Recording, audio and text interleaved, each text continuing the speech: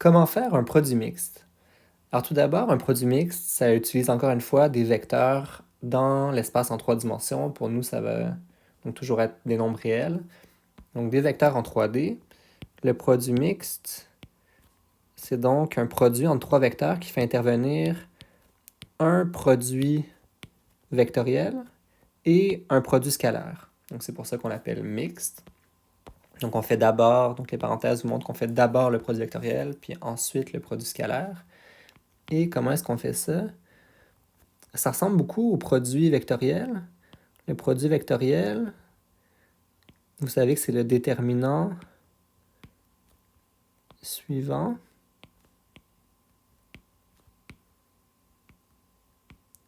Puis normalement, dans le produit vectoriel, en haut, on a IJK. Hein? Mais quand on fait le produit scalaire avec le U, ça correspond en fait, puis on pourrait le montrer au long, là, mais je vous dis, ça remplace les IJK dans le déterminant par U1, U2, U3, qui sont les composantes du U.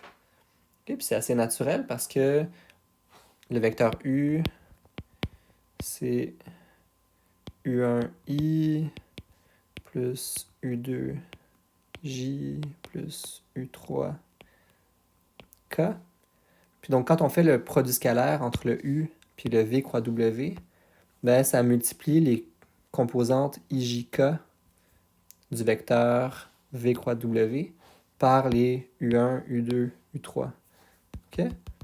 Donc, essentiellement, c'est la raison pour laquelle on peut simplement remplacer les IJK dans la définition du produit vectoriel par les composantes du vecteur U quand on fait un produit mixte.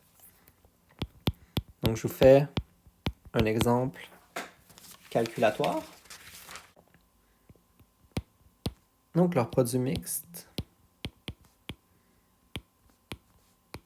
va être donné par le déterminant de, donc, du vecteur U, du vecteur V, puis du vecteur W. On peut utiliser la règle de Sarus, par exemple. Donc ici, on va avoir 15 plus 0 moins 2. Puis ensuite, 0, 0 et plus 1. Et donc, 14. Okay? Donc, c'est comme ça qu'on calcule un produit mixte. Puis, remarquez la chose intéressante suivante. Vous savez que le produit vectoriel entre U et V, tiens, ici, je vais utiliser V et W. Donc, vous savez que le produit vectoriel entre V et W, ça produit un vecteur perpendiculaire, donc au plan qui contient V et W. Et donc ici, on a des angles droits. Donc vous savez ça, on a vu ça précédemment dans la partie sur les produits vectoriels. Puis ici, on fait le produit scalaire, donc de ce vecteur-là, avec le vecteur U. Et donc, remarquez que si le vecteur U vit dans le plan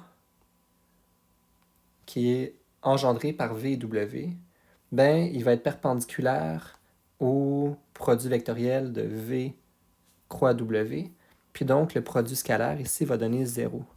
Autrement dit, puis si le vecteur U n'est pas dans le plan VW, ben à ce moment-là, il ne sera pas perpendiculaire au produit vectoriel, puis donc le produit mixte ne sera pas égal à 0. Autrement dit, le produit mixte va être égal à 0 si et seulement si U est dans le plan engendré par U et par V et W. Ok, donc c'est un petit fait géométrique intéressant à identifier. Et donc voilà comment on fait un produit mixte.